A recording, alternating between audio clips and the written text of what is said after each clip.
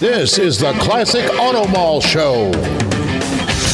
Broadcast from the studios inside the Classic Auto Mall in Morgantown, Pennsylvania. Just 1 hour west of Philadelphia at Pennsylvania Turnpike exit 298. Featuring nearly 1,000 classic, vintage, and barn-find vehicles for sale under one climate-controlled roof. Now, here's your host, Classic Auto Mall president and the man with all the toys, Stuart Howden. And welcome. Show number 215. And the lovely Pat Travers band playing in the background. Sorry, I'm a little distracted. A C5 Z06 just drove by. One of my dream cars. Kind of our problems when we have this. Maybe we should black out these windows, like they did at the dealerships back in the day. Yeah. With that, what was that paper that they used? That brown that wrapped steaks in? Yeah. Butcher paper. Butcher paper. Yeah, that's what they use. So, all right, quickly, before we get to our guests, how many cars in inventory, JR? You go first. Well, there's new stuff coming in, but it kind of looks empty in some areas. I'm going to say $899. That's a really good guess. I'm going to say, I don't know. I'm going to say 902. 913. Oh. Yeah. Oh. And that's going to be growing because of Hershey and Carlisle going on these past couple of weeks. So we'll see that really exponentially jump up. Yep. And anyway, let's get to our guest, legendary drag racer, Ron Capps, team owner as well, too, you've added to your resume. And you live Carlsbad area, right? Born and raised in San Luis Obispo, right. Small town on the Central Coast. Sure. Great place, classic cars and hot rods and all that. But yeah, when Don Prudhomme hired me, I moved down here to Carlsbad, and we had our kids, never left, been here 35 years. We always, as kids, when we were growing up reading the mini bike magazines, Carlsbad always seemed like the cool place to go if you could take your mini bike on a trip. Of course, that was never going to happen. I lived in Tennessee. That train had sailed, or the ship had sailed. Yeah.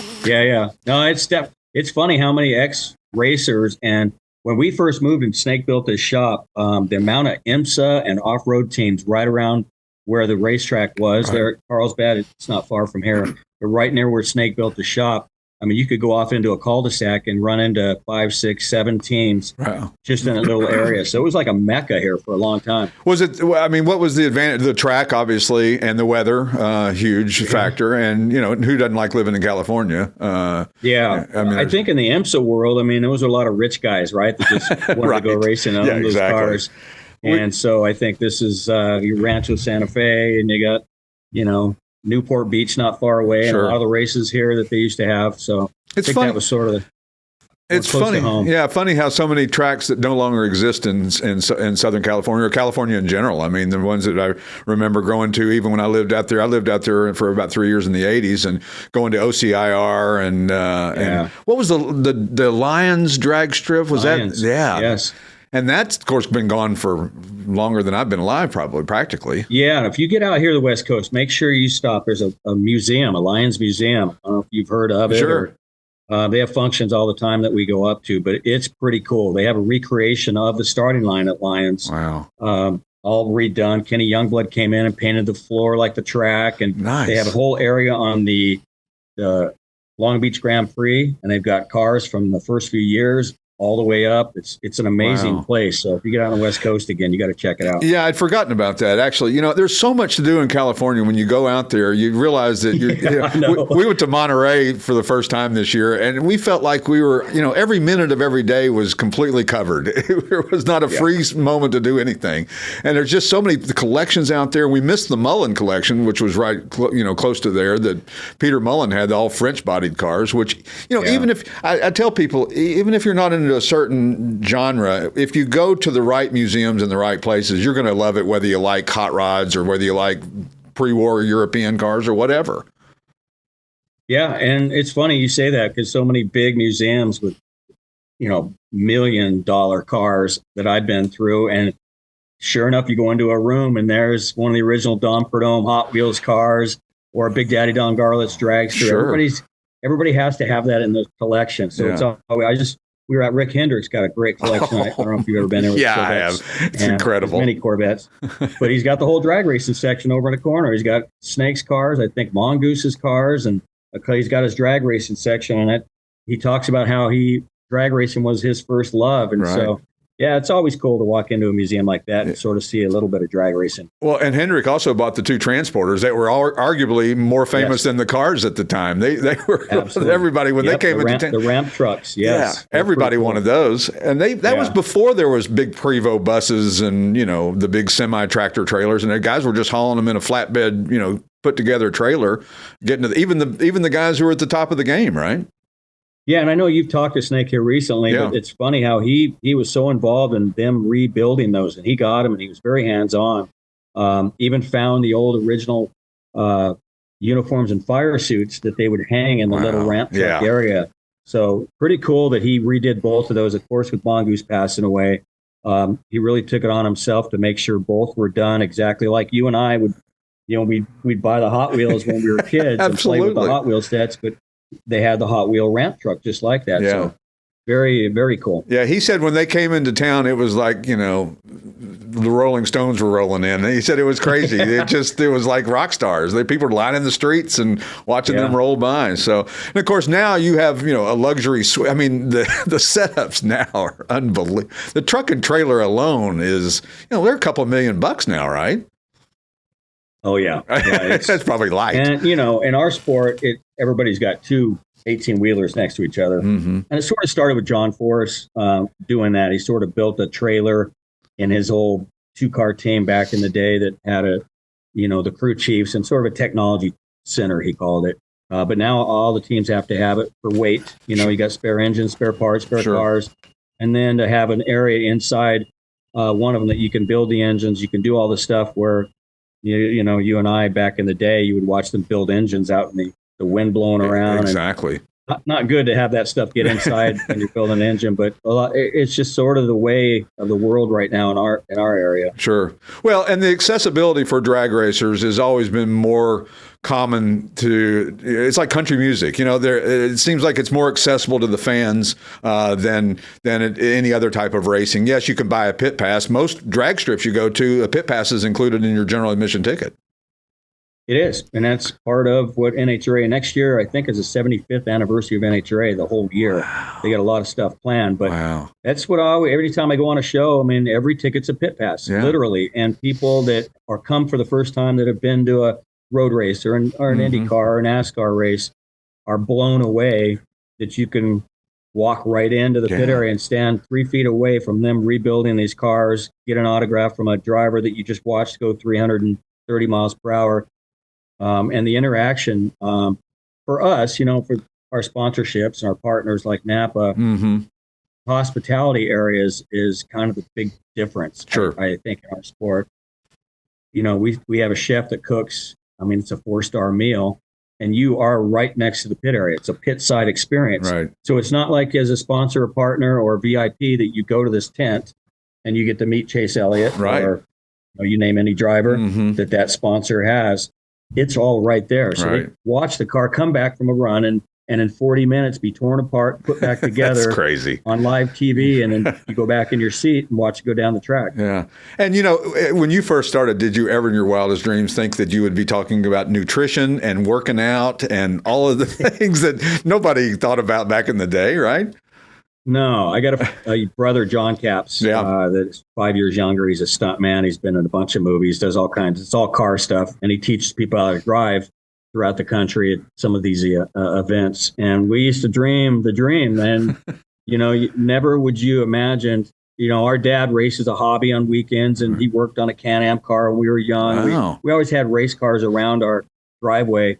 And he lives through us vicariously now. Sure. But no, I never thought he'd get a phone call from Don Prudhomme asking me to come drive for him. That was as rock star as I got. Yeah, exactly. Getting to the first year working for Snake. I remember going to my first NASCAR race and having Dale Earnhardt Sr. wave at us to come into his bus, and we sat in there and talked fishing. Right. And walked out of there, and Richard Petty came over. It was just, that was as rock star as it could have got in my world. Absolutely.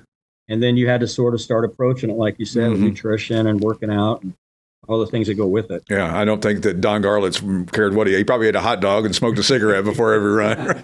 Oh, yeah. That's the way it was. And, and I watch old NASCAR drivers with a cigarette dangling out of their mouth running around the track. That was just the way things were back then. Of course, listen, everything has changed. And you know what? Being famous or infamous or whatever you want to call it is can't nearly be as much fun as it used to be. You know, back in the old days when we didn't know what everybody had. We know where you live, we know what you drive, we know where you eat lunch. I mean, there's no secrets anymore. You can't just be, obscure and out of the picture. If you're famous, you're going to be everywhere. Yeah, it's definitely good and bad to that. Mm-hmm. I learned that very quickly, especially when social media came on. I was shooting in one of the NAPA commercials when Michael Waltrip was my teammate. Right. We shot a bunch of those national commercials. And Twitter had just started, and they were kind of cutting edge. A lot of the NASCAR guys were verified right away, right? And it hadn't really gone out everywhere else. And his PR girl got me my first account for Twitter. And I was like, who cares what I'm doing during the day, right? Who wants to know that I'm going to whatever I'm doing? Sure.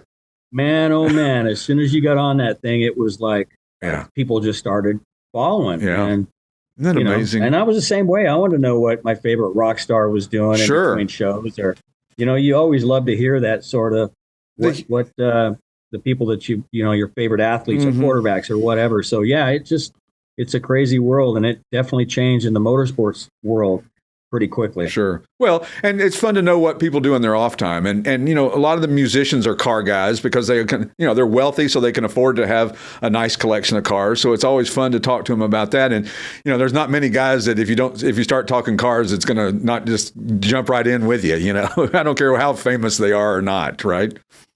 Yeah. That's always the common denominator. Right.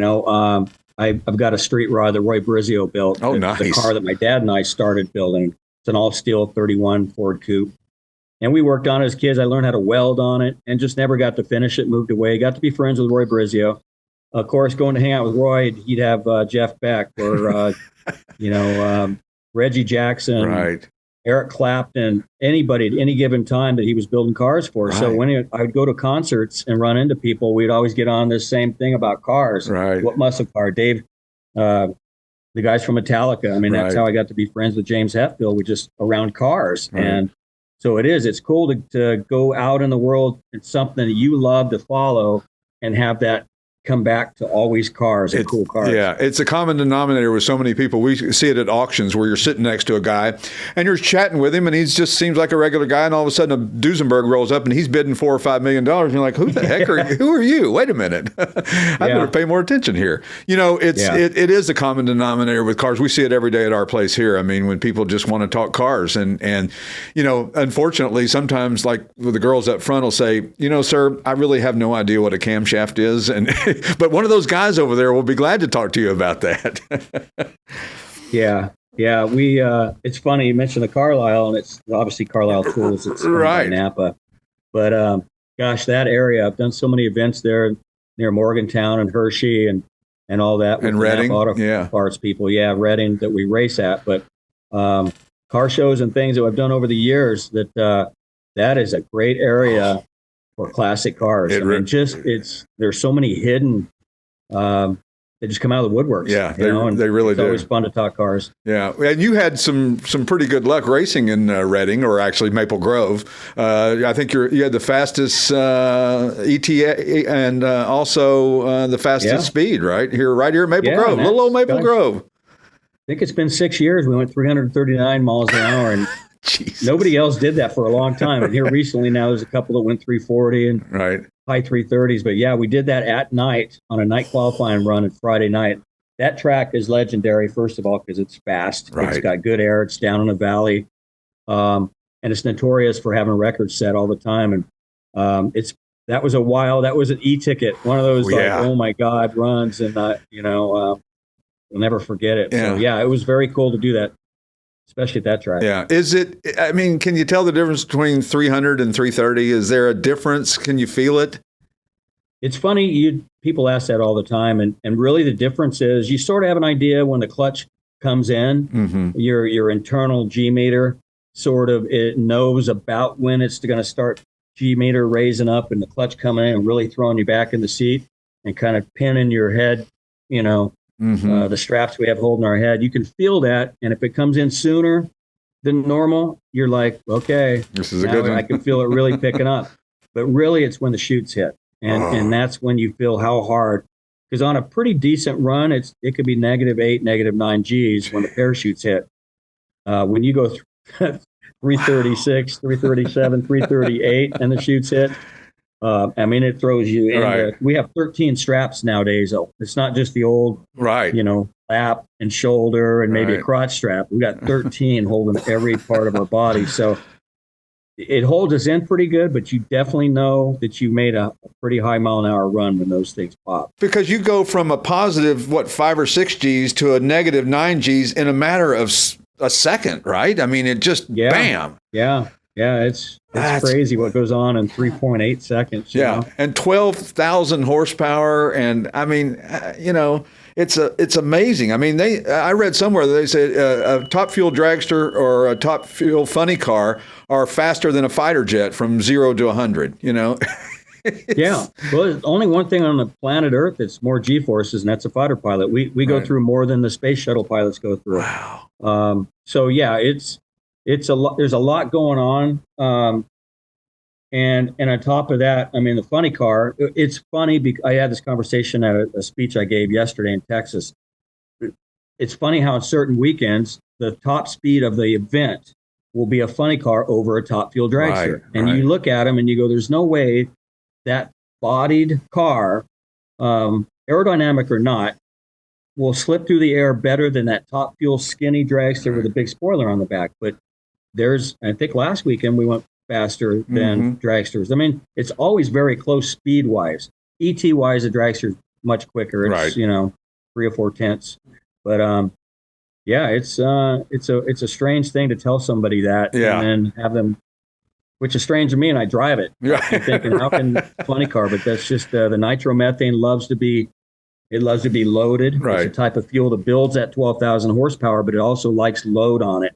And the more you load it, the more it wants to make power. And just hang on. Yeah, it's amazing. So I know what Prudhomme's thoughts on 1,000 feet. What's your take on 1,000 feet versus the quarter mile? Oh yeah, we especially after we went to 1,000 foot. Scott Kalita got killed in Englishtown. We had to make a decision as a sport what we were going to do immediately after that.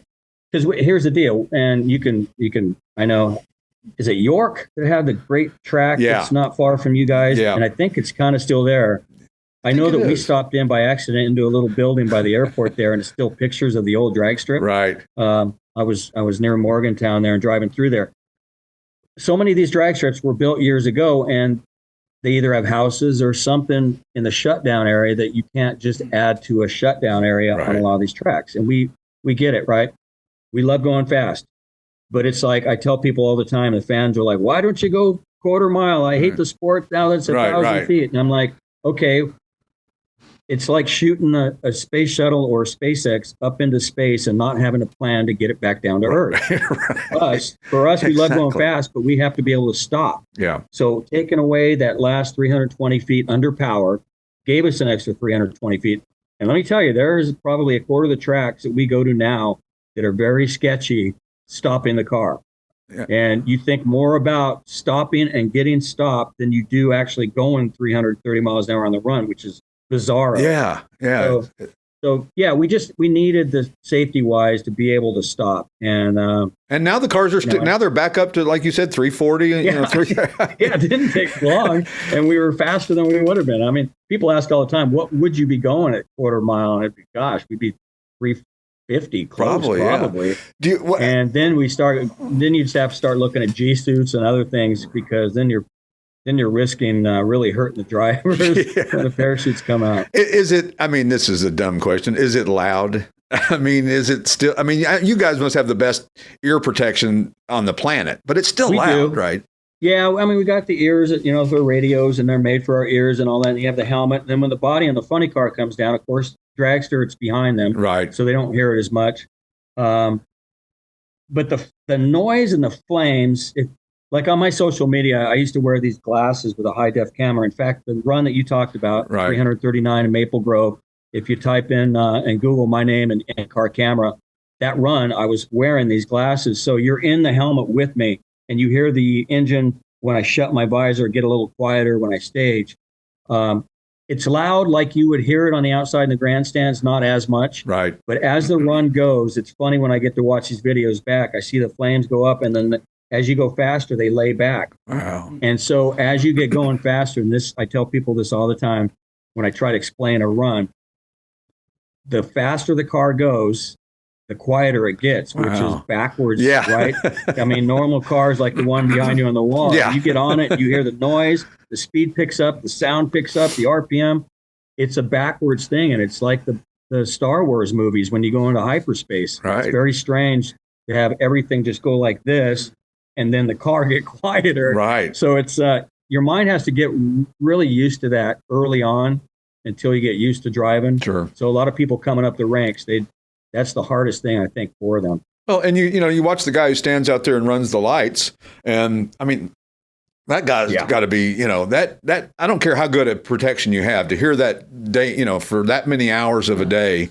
That's got to be crazy. It's like in Good Morning Vietnam, the guy, "Hi, I'm Bob in artillery." It's like everybody's yelling at everybody, right? I don't know how those guys do it. And then you add the four wides on top of that. So they're down over cars. I can't even imagine, because when we were at Maple Grove this past a month ago or whenever it was, and I mean, with two cars, it like sucks the energy out of you. I can't imagine four cars going by. It's got to be just unbelievable. It's just amazing. So do you, I was reading about your crew that you have, and the job titles are crazy. You got one guy who's just body and tire, a guy's heads and left cylinder heads, guy's just superchargers, a clutch assistant.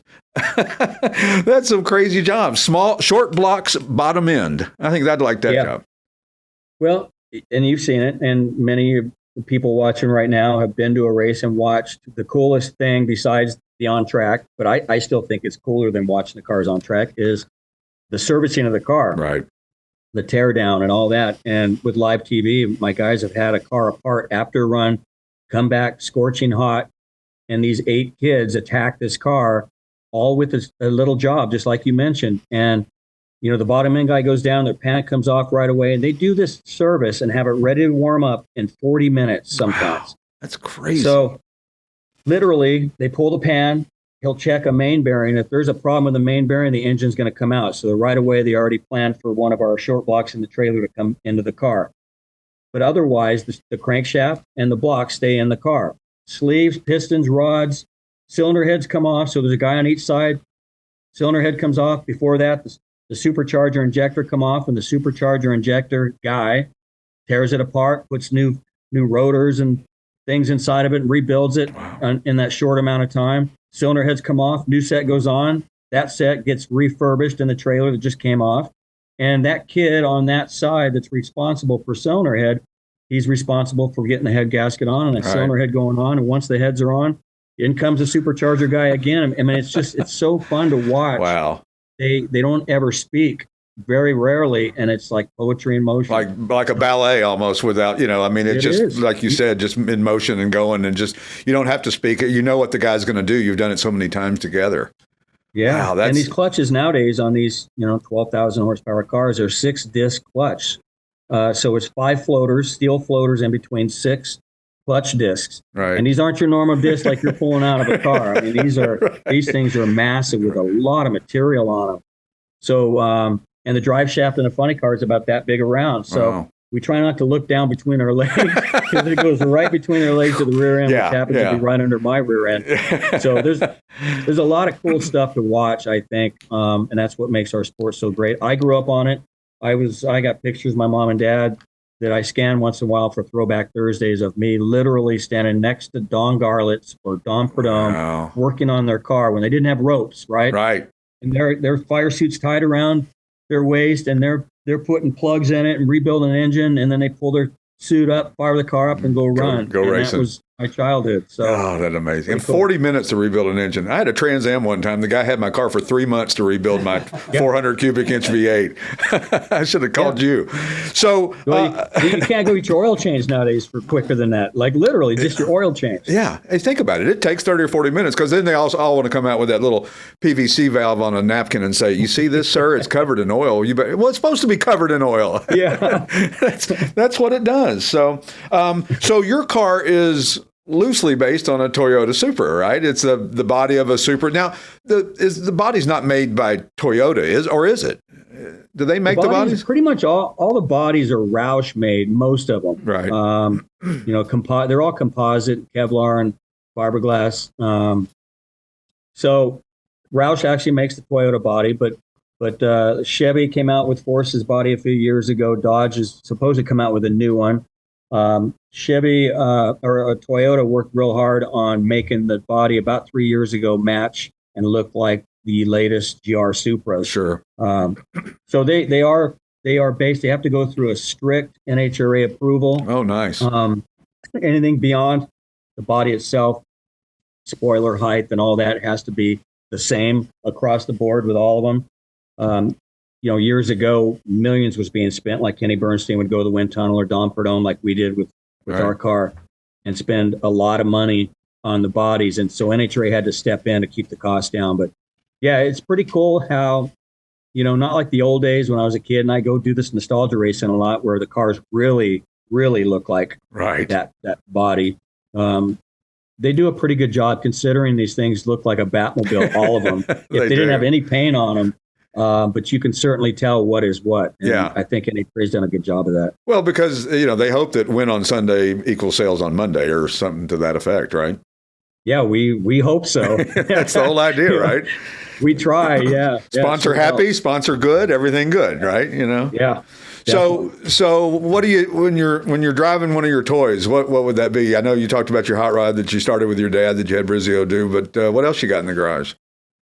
That's about it, man. I haven't worked on that part of having a collection. Don't have no time.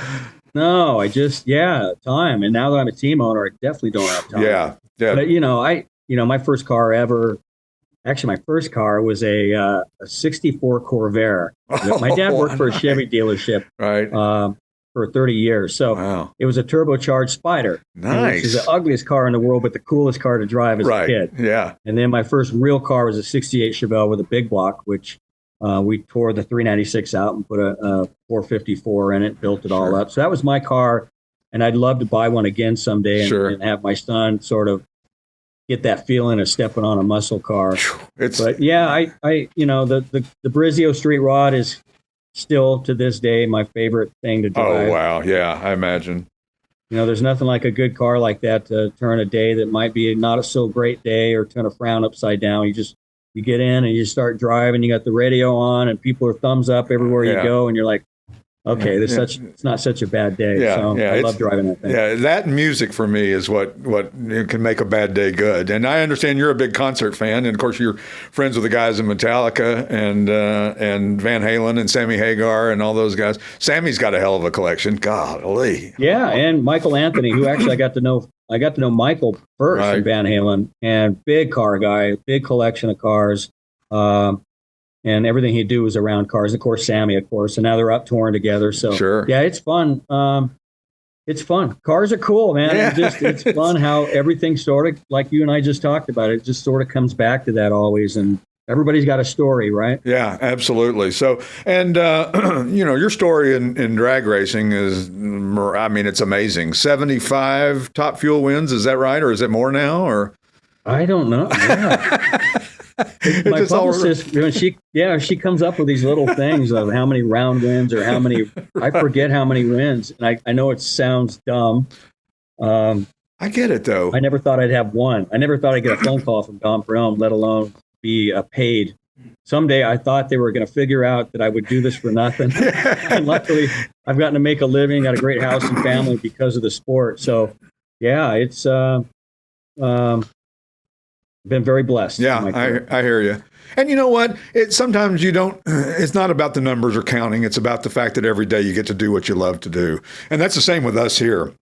I look at the numbers and I think, oh, this and that. And then I think, you know what? I got 1,000 cars in a building. This is pretty darn cool no matter how bad of a day I'm having, right? Yeah, absolutely. I'm with you 100% on that. So never imagine in your wildest dreams you'd still be racing at 60, though, right? No, gosh. What is Force? He's 75 now, is he? Yeah, I think so. Yeah. Or close to that, I think. he used to sound so old, and I was just having this conversation this last weekend. Maddie, we're starting a new team next year, top fuel team, and it's a 21-year-old girl that I knew her dad growing up. She's from Paso Robles, same area. And we're going to make the announcement at SEMA of the sponsor on the car. It's going to be a lot of fun. But she, just bubbly 21-year-old, nice. And I'm like, oh my God, 60. I couldn't even say it. I know. I just had the birthday, and I was like, my gosh. But you think of John Forrest, before his accident, and we almost lost him completely. Right, and luckily he built the track. He won't drive again. But it's great to have him back out. But when people are like, how about John Forrest being 70 something, and I'm like, yeah, and he just whipped my ass, 2 races before. In fact, the day before his wreck, we were side by side, and he whipped on me. So he was still going strong, and things have changed nowadays. Well, you think that reaction time, yeah, I mean, reaction times. I mean, just a lot of things, and so you have to wake up every year in off season, and you got to. I've done this every year, but I was that kid coming up, like a lot of the kids now. I got to race, and you got to wake up and think, okay, I've got to be better, better than better. It makes you better, older, right? I've got more experience. Yeah, and that helps. It does help. I really think overall, I think a driver that's got more experience over somebody who just cut a better light is going to help in the long run. And are most drag races won in the first when you leave the line? I mean, is that true that it's pretty much your reaction time is going to dictate your wins and losses? Well, it happens, period. It's not a matter of how, and you always remember the ones you lost right. that are on the reaction time. So in my brain, I think all the ones that I lost, although there's not that many, right? But your brain just remembers the times that you got beat on a reaction time, and it just ingrains in you, and you hate it, right? But yeah, nowadays the cars are so close, like we just talked about all the bodies and top fuel. We compare it to what Pro Stock has been for years, where the cars are so close, and the ETs are by, so close that 3 or 4 thousandths of a second of a reaction time advantage, whether it's the driver or the car reacting better, is the difference a lot of times. Sure. And it's an eyelash, you right. Think about it. So it's a big deal. Yeah, and it's fun to watch those reaction times, and especially with the way they have cameras now, and they have the overhead camera that shows the cars, and you can literally see which one's going, the old cat and mouse thing that they're doing, you're doing at the beginning. And I grew up at Bristol, at Thunder Valley, and that was one of the greatest racetracks to ever go to because the fence line was practically on the track. I mean, there wasn't this nice big buffer. Like when I went to California, it was like this big grassy area, and you're not right on the track. Yeah. And of course, probably wasn't a very good place to be if something went wrong, but... Yeah, there's a rumor, there's a TBD on the schedule for next year's NHRA. I'm not sure I'm supposed to talk about it. Nobody's watching. It doesn't matter. There is an open spot on the schedule next year, and the rumor is possibly going back to Rockingham. Really? And have you been there at all for a drag race? I haven't been there for a drag race. I've seen it. I've been there just to go visit it because it was like a mecca to go just say that you went there, Yeah, my rookie year we went there driving for Snake, right. And I'll never forget the left-hand grandstand like you talked about the old Bristol. I mean, it is. I mean, if you're front row, you can have your eyebrows singed off. I mean, it's right there, and it just goes straight up. I'll never forget it. Yeah. So I'm excited if we do go back there because that was kind of a legendary place. But that would be fun. A lot of our fans don't realize now how cool the tracks were back in the day. Lions drag strip, right? I mean, grandstands right there. Yeah. And on Saturday nights when they were, tipping the can like they used to, to get more power, and that thing was, you were feeling it. It was right like good there. Horseradish, right? Yeah. Just eyes watering. Yeah. It was the best smell in the world. And then you never took a girl there because she'd be like, "What is this?" Although surprisingly, have swimsuit contests, right? What they call those? Wet T-shirt and and those as well. As a kid, yeah, it's as a kid growing up watching drag racing was a lot of fun, and the power and the fury is something that television can never convey about drag racing, and that's why I always tell my friends, if you've never been, you have no idea what drag racing is. You don't know what you don't know. Yeah. That's what Tony Stewart actually said to me last year. He was trying to explain some. When he came into our sport, and he was telling one of his other NASCAR guys that. I go, that's pretty good. Yeah, you don't know what you don't know until you you actually stand there and you're like, oh my gosh. Yeah, and it's and the cost to do these things nowadays is just it's just gotten so. I mean, you have to fight for sponsorship because otherwise it'd be cost prohibitive to do it, right? And millions of dollars. It is, and it's crazy for me as coming in as a team owner a few years ago. This is fourth year as a team owner. I never imagined the amount of zeros that I would watch go back and forth in a bank account or the actual price. I used to walk around as a paid driver and, you see zip ties on the ground that are unused or valves or just things laying around. I just didn't think twice about it. And now as a team owner, I see the invoices and what they cost. And I'm like picking stuff up. And I'm like, hey, this is, it's got some life left in it, right? Yeah. And, we used to give away all kinds of parts to fans. And now we got a little kiosk by the pit area and we sell clutch disc and used pistons that are all burned up. Fans love them, and so. Yeah, it's once you see how much things cost, it changes everything. Changes your perspective. Daryl Gwynn sells a lot of stuff at the races where he'll sign the pistons and all that, and it's so cool. And that he's still part of the sport and part of the hobby, and not hobby. It's not a sport; it's an industry, no question about it. So, well, this has been fantastic. I really enjoyed having you on the show today, and thanks to our friend Judy Stropus for helping arrange it. And we'll hope to see you at Maple Grove next year. Yeah, I want to come in early. I'll come visit. Absolutely. Love to. Absolutely. Everybody, Ron Capps. Thanks again, Ron. You got it. See you guys.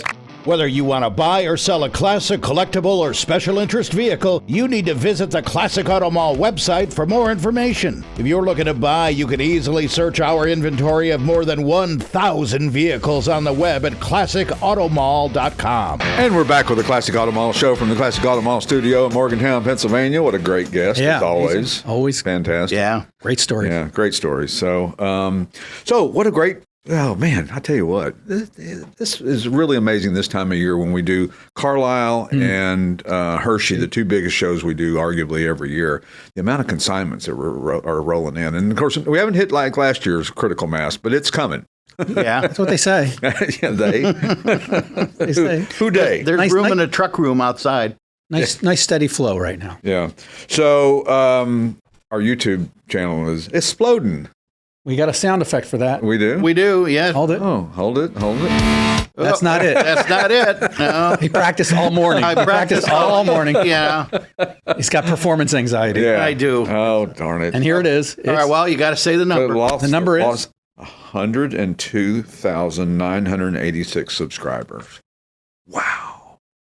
I'll do it. There it is. Yeah, I did it on cue. That's apple cider. Yeah. Thank you, Stream Deck. Okay, yes, lovely. So 102,000 subscribers. We passed 100,000 on Saturday. It's really hard to fathom that we've got that many people. We were watching the Tennessee Arkansas football game. Mm-hmm. And it's like, Neyland Stadium holds 100,000 people. Uh-huh. That's how many people subscribed to our show. Right. It was like, wow, that's a lot of people. Yeah. Well, it snowballs, not to drop names, but when I knew Doug DeMuro back in the day, right, and he only had like 400,000 followers at the time, right, and every week he would go up 100,000. And I texted him at that time. I had his phone number. Right. Can you believe what's happening? This is right, unbelievable. And that's what happens. It kind of like... It just snowballs. Snowballs like that. So we'll see. And it gets to these certain levels, and then it seems to just like the amount of views that we get on our shows are, going up to 30 and 40 and 50 and 60 and 80 and 90,000 views on these shows. And it used to be we would be a good show was 1,000 views. Right. We were just thrilled with that. And we've got a lot of content, 1,531 videos out there. And the top view is the Carl Ludwigson video, 95,000 views. And overall views, 3.3 million. That's amazing. And it was 2.5 not that long ago, maybe like 2 weeks ago. That's the population of a small city. That's a big city. That's a lot of stadiums. That's a lot of Neyland stadiums, isn't it? It is. Well, hey, if you're not subscribed to the YouTube channel, be sure to go to YouTube. Please do. Because now our goal, forget 100. 100 schmundred. Right. Now we want 200. It's in our rear view mirrors. Bye-bye. We're looking for six figures. We're looking for... 7 figures. 7 figures. Right. So as we can get to 1 million, then we're going to have a big old party. That's right. So where did we sell cars last week? Did you ask that? Where? Oh, I don't know. How about Gordonville, Georgia? How about Lancaster, Pennsylvania? How about Spring Hill, Florida? Jonestown, Pennsylvania? Philadelphia, Pennsylvania? Lynchburg, Virginia? Duryea, Pennsylvania? Sanger, Texas? Saint Germain, France? Fairfax, Virginia, Ormond Beach, Florida, Brandon, Wisconsin, Friendsville, Tennessee, where they have cold beer, Bayonne, New Jersey, Norristown, Pennsylvania, Oakland, California, and Chapel Hill, North Carolina. How about that? Yeah. Right. Duryea is the home of the Duryea Hill Climb, I think. I think you're right. Yeah. And the hill climbs around here, we talked about that with our guest, Carrie Hitt, who was here a couple of weeks ago. They do the one in Reading still that goes up to the pagoda. Right. They don't do the one in Hershey anymore. I don't know if they do the one in Duryea anymore. There's one in Vermont or something, Equinox Hill Climb. Those There's a couple around. As we said on the show, they're crazy. Oh, the old videos of those old films on YouTube. Oh, man. It's and Randy, oh, that sounded good. that hot rod. Yeah, oh, yeah. Randy had found the footage that Carrie Hitt was talking about when he ran up and he was doing 151 at the top of the hill or 161 or whatever it was. And it was great footage that he had of that. It's so great that YouTube can document all these things, whether it's what we're doing or what other people are doing, and the ability to have that out there forever, I guess. They say that YouTube adds 500 hours of content every, or 5,000 hours of content every hour. Yeah, that makes ridiculous. sense. Yeah. I mean, it's amazing. I mean, and you think about how much space a video takes up on your computer. It's like a gigabyte or something. a lot. So, and they're adding that many hours. That's crazy. So, what about some of our new inventory? Yes. New arrivals this week. How about the 1963 Buick Riviera, white over red, numbers matching 401 cubic inch 4-barrel V8. Dynaflow 2-speed automatic, loaded with options. This thing, these were the gentleman's muscle car of the day. They were really cool. Bill Mitchell designed them. Right. They were just something about that look that they were sporty, yet they were elegant. They were, fast, but they were comfortable. They were kind of like a muscle car and a Cadillac bumped into each other. Really cool, and they have really cool back seats because it's got just like 2 bucket seats in the back. Right, really cool. Yeah, where do you see that? Of course, I'm claustrophobic, so I can't. Oh, you can't be back there? I get that. I get car sick in the back seat. Well, that's why I always call shotgun first. Remember that in the old days? I called it first. I just want to drive. Yeah, the ribs are special. Every rib seems to be special. You think kids today still do shotgun?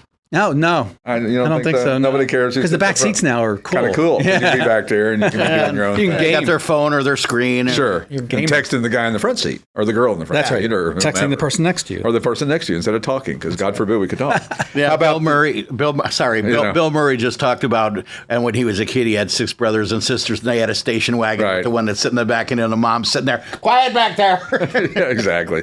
That's for what you're gonna do. You just go ahead and smack you across the head. Don't make me pull over. Don't make me pull this car over. Another new arrival. How about the 1968 Ford Mustang GT California Special? One of my favorite cars that we have in. Lime gold over black. You say lime gold. What color is that? Well, it's greenish. It's limey. It is. It's a tinge of gold. Yeah. I don't get the gold part. No. Do you? No.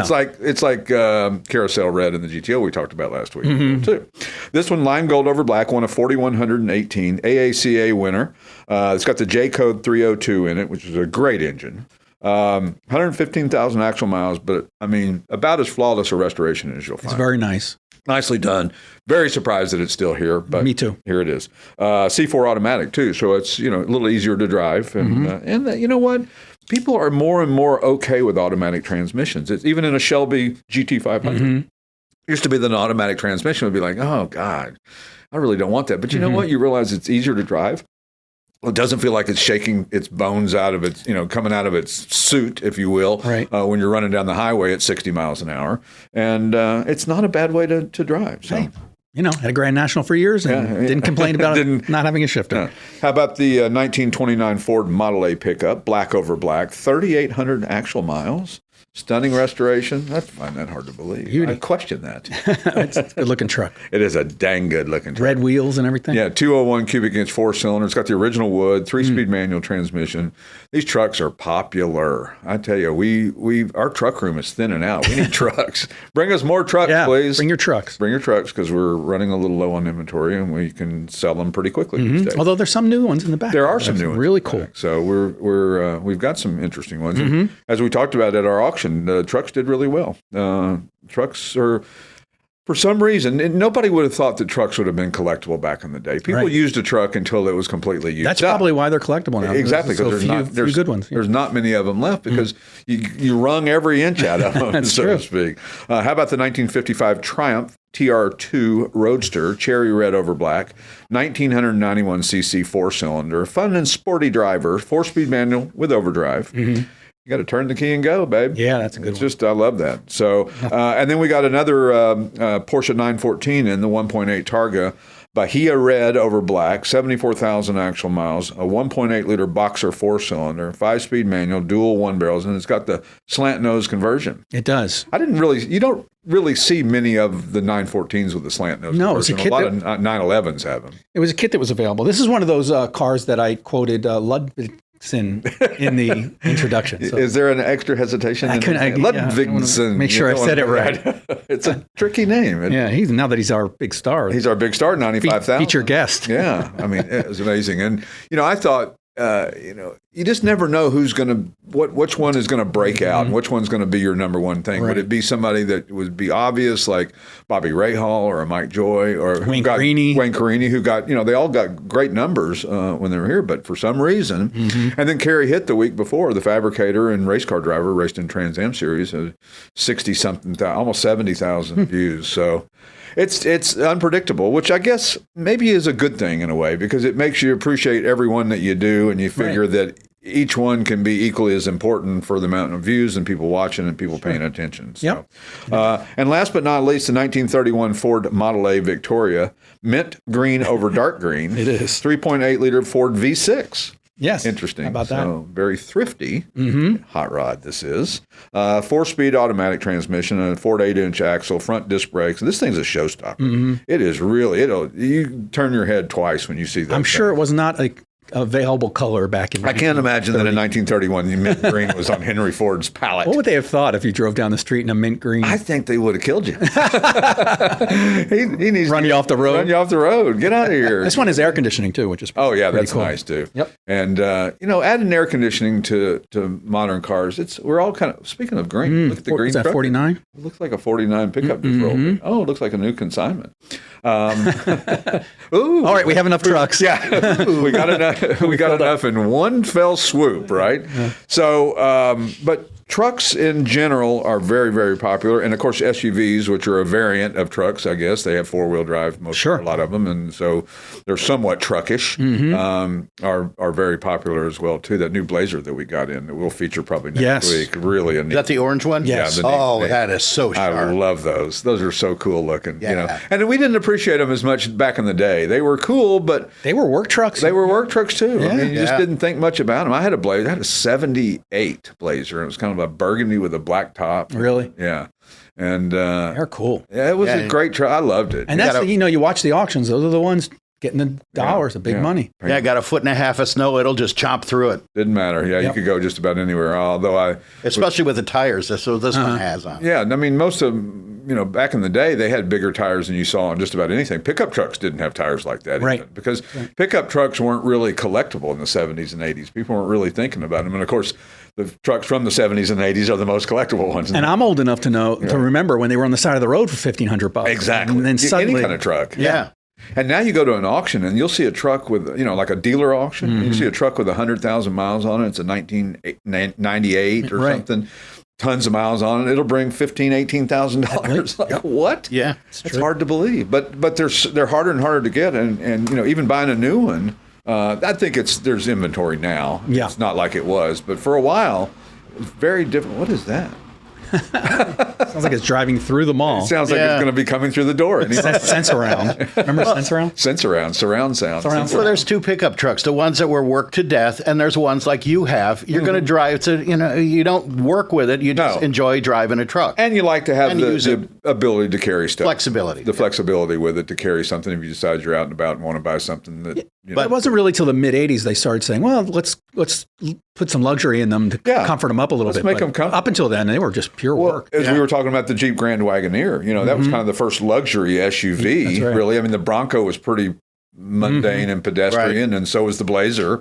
They weren't fancy by any shot. They didn't have leather interior, for God's sakes. They didn't have hardly anything. Most of them had three-speed manual transmission. Fiberglass headliner, so it was echoey inside. Yeah, and you could take that top off if you had about 30 guys in 12 hours. They were not that easy to take off. That's right. They could come off, but... and then they leaked when you put them back up. Oh, they always did. you do like the people that had the Mercedes 450 SLs back in the day. You get the little pulley in your garage, and you just pull it up, tie it off, and it just hovers above, and you hope that it doesn't fall when you're parked in there. That's right. But that was the big thing in the day, back in the day, to have, a 450 SL Mercedes was the ultimate status symbol back in the 70s. I still turn and look at them too. I still like, who's that guy? Yeah, who does he think he is? I want to be his friend. I would like to be his friend. When we return, we will be joined by our guest, weekly guest, Keith Martin from Sports Car Market Magazine. We'll be back in just a couple of minutes. We'll see you then. The Classic Auto Mall has more than 1,000 vehicles for consignment in our huge 8-acre climate-controlled showroom. It's a real indoor mall. If you'd like to know all the advantages of buying and selling a car through consignment, the information is available on our website, or you can talk to a classic car specialist who can answer all your questions. It's easy, safe, convenient, and it doesn't matter where you are. We sell worldwide. See our huge selection of classic and collectible vehicles at classicautomall.com. And we're back with the Classic Auto Mall show from the Classic Auto Mall studio at Morgantown, Pennsylvania. Joined weekly, our guest, Keith Martin, publisher of Sports Car Market Magazine. I can't speak today for some reason. Good morning, Keith. Good morning. Now, Sports Car Market, we just shipped issue number 12 of our 37th year. Wow. That's hard to believe. I can remember, I remember distinctly when I first heard about what you were doing, and it was the mimeographed Alfa Romeo newsletter. And then I remember when I loved the old days, of course, I'm a nostalgia guy, the paintings for the covers. Right. And we all do. They were just wonderful. That must have been fun to pick those for every issue. I bet that was a blast. The reason, Stuart, we had to go away from the paintings is that as we grew, we went on to the newsstands. And on the newsstands, what's on the cover has to relate to what's inside the magazine. Really?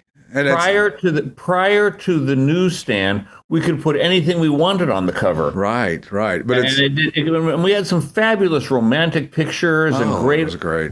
But you can't do that on the newsstand because you've got to have a picture of something that you have a story about inside. Well, there's very strict rules about magazines and periodic publications that you have to follow the amount of advertising that you can have in one to get the rate for the shipping and all that stuff. So, but, it's funny. I would imagine that there's not many people that pick it up off the newsstand that don't become, I bet your conversion ratio is huge. I mean, the minute they pick it up and read it, they go, oh, I'm subscribing to this.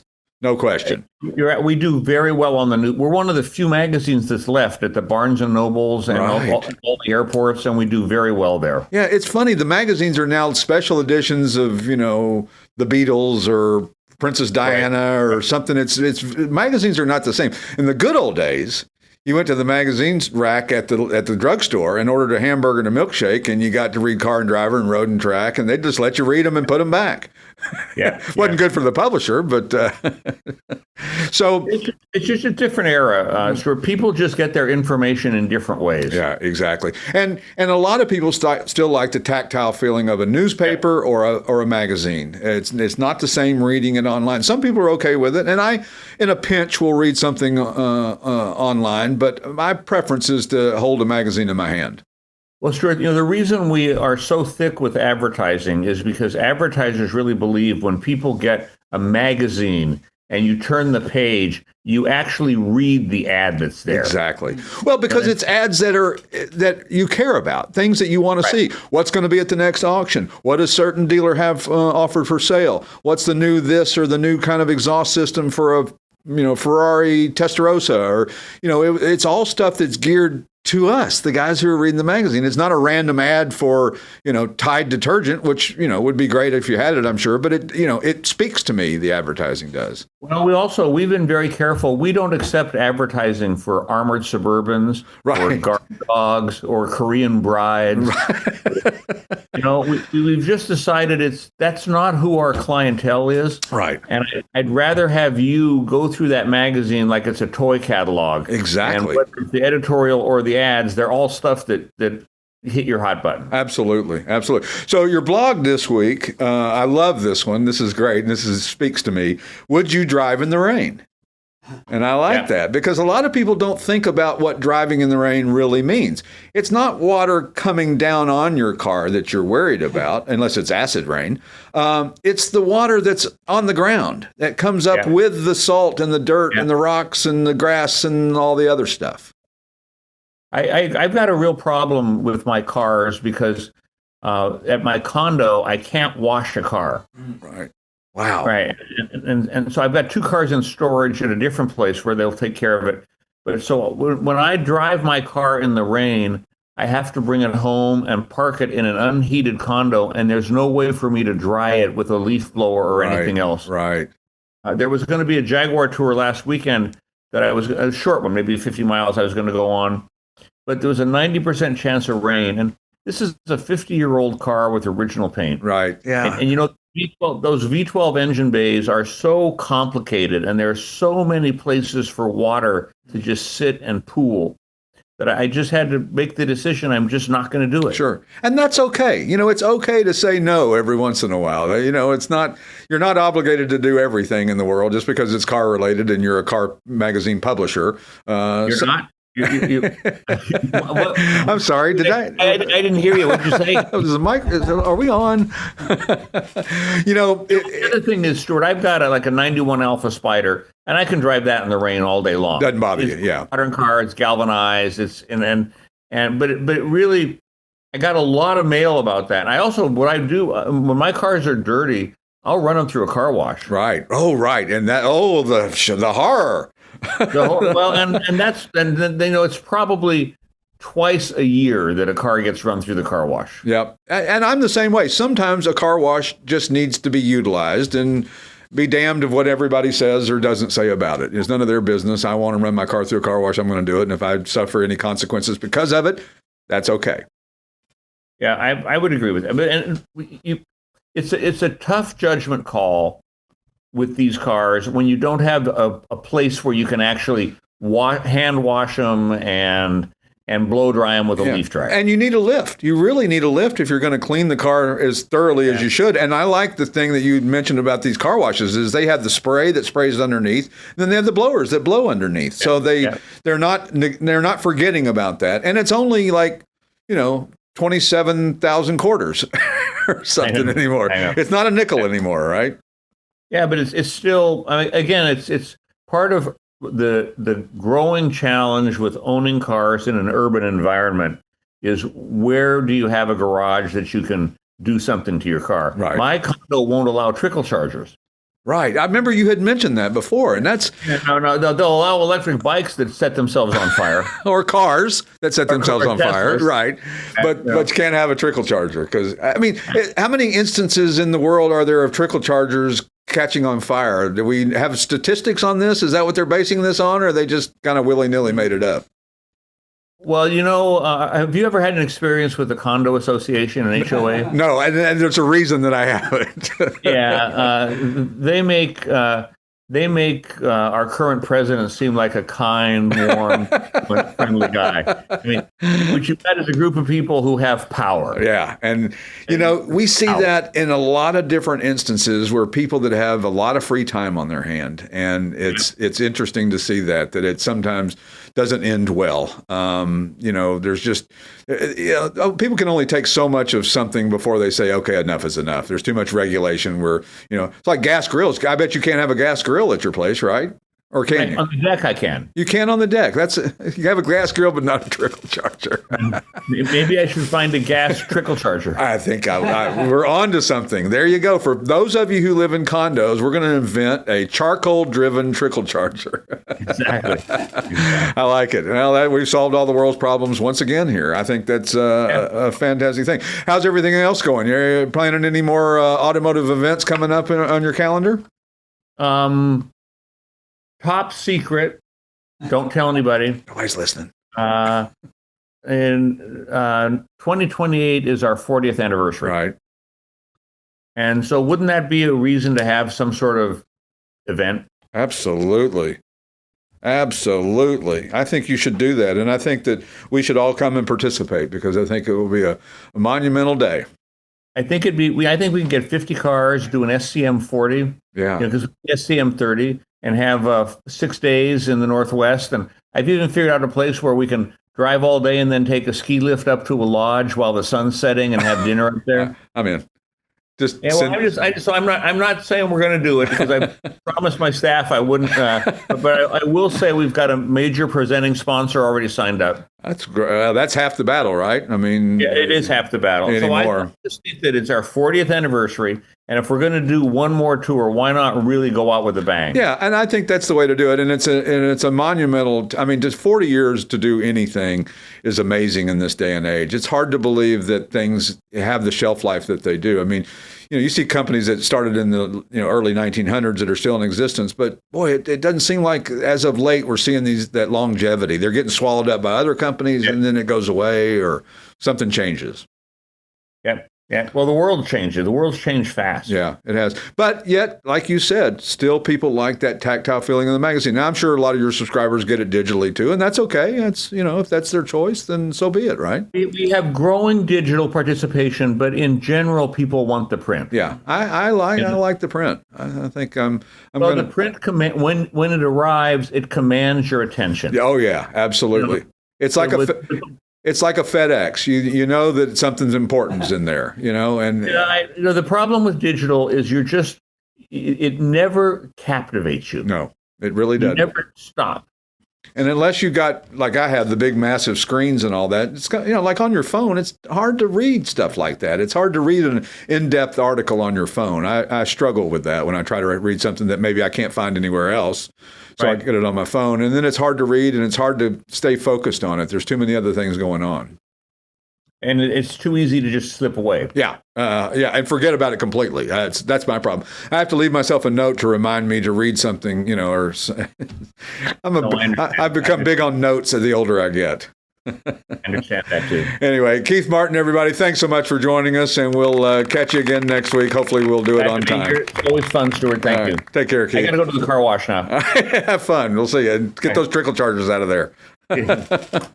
We'll catch you next week on the Classic Auto Mall Show. We'll see you then. Here's a special offer from Sports Car Market Magazine. Get a 6-month subscription for just $19.95 by going to sportscarmarket.com/test drive and the number 6. That's sportscarmarket.com/test drive 6. If you're a buyer, a seller, or just general classic car enthusiast, publisher Keith Martin says, we've been around almost 40 years. It's the Wall Street Journal of the collector car world. Activate your 6-month trial of Sports Car Market Magazine by going to sportscarmarket.com/test drive 6. Offers for a limited time. Be in the know with Sports Car Market. The Classic Auto Mall Show with your host, Stuart Howden, executive producer, Steve Seth here, produced and engineered by yours truly, J.R. Russ, video editor, Randy Labby. Available on ClassicAutomall.com, YouTube, or wherever you get your podcasts. Music courtesy of the Pat Travers Band. For tour dates, contact, and stuff, visit PatTravers.com. Produced by Car Smarts Media. Copyright all rights reserved.